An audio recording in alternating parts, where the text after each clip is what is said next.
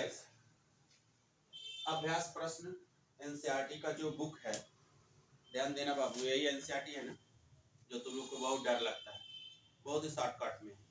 इस अभ्यास प्रश्न का जो देखो इंडेक्स वाला क्वेश्चन है 2.5, ध्यान देना 2.5 में 3 क्वेश्चन पूछा गया है। एक मोलरता, दूसरा मोललता, तीसरा मोल अंश। तो मोलरता भी बता दिए, अब आ गया तुम्हारे सामने क्या मोललता। जब मोल अंश आपको बताएंगे तो वहां पर उसको सॉल्व करा देंगे, ठीक है। पीछे पोपो की आवाज आ रहा तो थोड़ा ध्यान न दीजिएगा। इस पर देखिए, कहा जा रहा हमारे पास क्वेश्चन है 20% भार बटे भार, मतलब W बटे W मतलब भार बटे भार के जली विलयन पोटेशियम आयोडाइड के विलयन का मोललता ज्ञात कीजिए। कोई दिक्कत नहीं है, मोललता ज्ञात करना है, बहुत आसानी से सॉल्व करना चाहते हो। ये बताओ, मोललता का 3 फार्मूला बताए हैं, तीनों में से हम कौन से ऐसे फार्मूले से बता दें कि जो तुमको बहुत इजी लगे। तो ध्यान देना, दोनों फार्मूले से बता दे रहे हैं, ठीक। जिसको जो तुमको समझ में आए तुरंत वही लिख लेना, क्योंकि तुम्हारे लिए है। तो सबसे पहले हमको लिखना है मोललता, यही ज्ञात करना है ना, कोई दिक्कत नहीं, हो गया। फिर कहा जा रहा है विलय का ग्राम में मात्रा, स्मॉल W 20% है ना, प्रतिशत हटाकर क्या लिख दो, ग्राम। अब तुमसे कहा जा रहा है विलायक का ग्राम में मात्रा, कैपिटल W। तो प्रतिशत दिया है तो 100% हुआ है ना, तो 100 में से कितना निकालना है, तो 100 माइनस 20 बराबर कितना, 80%। प्रतिशत हटाकर क्या लिख देना, ग्राम लिख देना। ये हमारा 80 ग्राम हो गया। अब हमारे पास कौन सा विलय पदार्थ दिया है, पोटेशियम आयोडाइड, अणुभार निकाल लीजिए, अणुभार। तो अणुभार किसका निकालोगे, पोटेशियम आयोडाइड का। पोटेशियम आयोडाइड का जब अणुभार निकालोगे तो पोटेशियम का भार कितना होता है, 39। आयोडीन का कितना होता है, 127।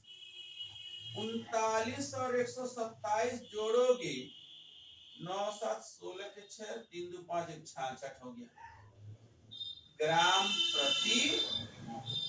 ये हो गया। अगर हम मोललता का सूत्र याद रखते हैं तो मोललता का सूत्र स्मॉल m बराबर स्मॉल w गुणे 1000 बटे कैपिटल M गुणे आयतन किसमें, ग्राम में। क्लियर है ना। अब कितना ग्राम दिया है, 20। फार्मूले में कितना है, 1000। कितना भार आया है, 166। कितना आयतन, 80। एक जीरो से एक जीरो काट दिए, तो 2 में 100 का गुणा कर 200, 120 में 100 का गुणा करोगे तो 2000 हो जाएगा। अब 166 में 8 का गुणा करोगे तो 1328 होगा।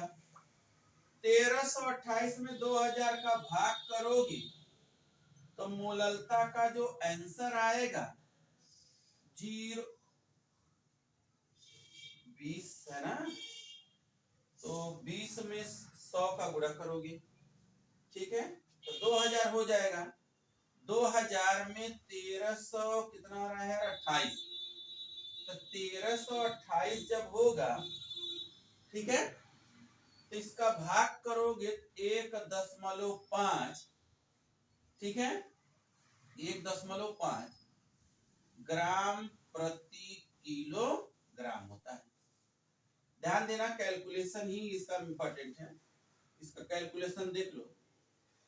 1328 में 2000 का भाग करो, 13 दूना 26 हो जाएगा, क्योंकि 2000 है। एक बार में देखो, 1328, 10 में से 8 गया, 2 बचा, 9 में से 2 गया, 7 बचा, 9 में से 3 गया, कितना बचा, 6 बचा। इसको कट कर दिए, 10 में लगाए 0, कितनी बार में,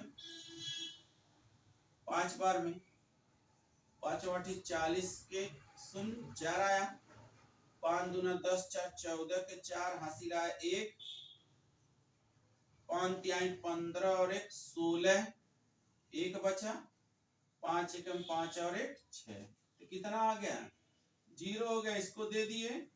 12 में से 4 गया कितना 8 4 12, कट गया, ये भी कट गया, तो कितना आंसर आ गया 1.5। तो बताओ कितना टाइम लगा। हम कहे ना कि दूसरे विधि से अगर सॉल्व करोगे तो दूसरे विधि से सॉल्व करने का तरीका यही सेम आंसर आएगा। आंसर सॉल्व करने का देखो तरीका क्या होता है। तो अगर मान लो हम तुमसे कह दें पहले वाले फार्मूले से मोललता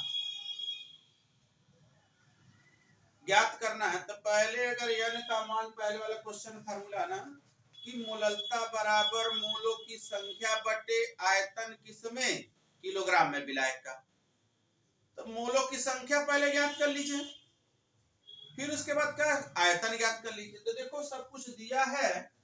अगर मान लो हमको दूसरा विधि मेथड याद करना है, ये मेथड सेकंड है, मान लो मोललता ज्ञात करना,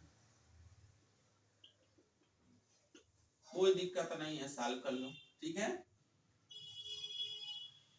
अब यहां देखो मोलों की संख्या तुमको ज्ञात करना है, मोलों की संख्या, मोलों की संख्या n बराबर, तो मोलों की संख्या ज्ञात करना है तो फार्मूला होता है, ये भी ज्ञात करना है, विलायक का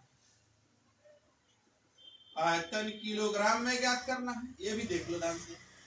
तो ध्यान देना, एक एक करके बता दे रहा हूं। मोलों की संख्या बराबर होता है ग्राम बटे अणुभार। अब यह देखो ग्राम कितना दिया है 20 और अणुभार कितना है 166। अब ये बताओ 20 में 166 का भाग देना है, ध्यान देना 166 से 20 में भाग देना है, कितना ध्यान दो इधर 166 में 20 का भाग दो तो कितना आएगा ये निकाल लो, जितना आएगा यही हो जाएगा क्या मोल। फिर उसके बाद तुमको क्या ज्ञात करना है,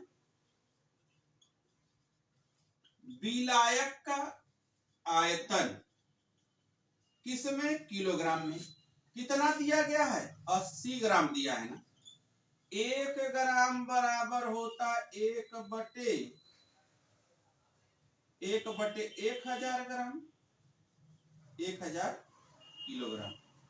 तो 80 में 1000 का भाग कर दो, 1 2 3 4 1 2 0.080, ये हो गया।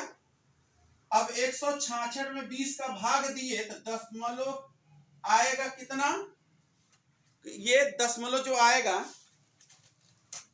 दशमलव, तो 20 में 166 का जब भाग करोगे तो हो जाएगा 0.12, ठीक। अब यहां हमारे पास देखो मोलों की संख्या भी हमको ज्ञात हो गया, आयतन भी ज्ञात हो गया, तो हम लिखेंगे स्मॉल m बराबर n बटे v किसम कैपिटल W किसमें केजी में। तो हम इसको सॉल्व कर लेंगे 0.12 बटे 0.08, 2 डिजिट पे है 2 डिजिट पे है, पॉइंट हटा दिए बचा 12/8। तो जब भाग करोगे तो 12 8 दूना 16 हो गया, 1.5 मोल प्रति किलोग्राम, यही मोललता का क्या हो जाएगा आंसर हो जाएगा। समझ में आया। तो ये ध्यान दे लो, देखो ये फर्स्ट मेथड था तब भी 1.5 आया, ये दूसरा मेथड आया तब भी 1.5 आया। तो दोनों विधि से सॉल्व करना, देखो इसमें थोड़ा इजी है, डायरेक्ट वैल्यू सब कुछ दिया है, इसमें तुमको मोलों की संख्या ज्ञात करना है, इसमें क्या विलायक किलोग्राम में ज्ञात करना है। तो ये थोड़ा सा देख लो, थोड़ा सा ज्यादा क्या घुमावदार है कि जो हमको एकदम जल्दी से जल्दी कंपटीशन या किसी बोर्ड में हो तो हम जल्दी सॉल्व करने का तरीका देख लो ये वाला।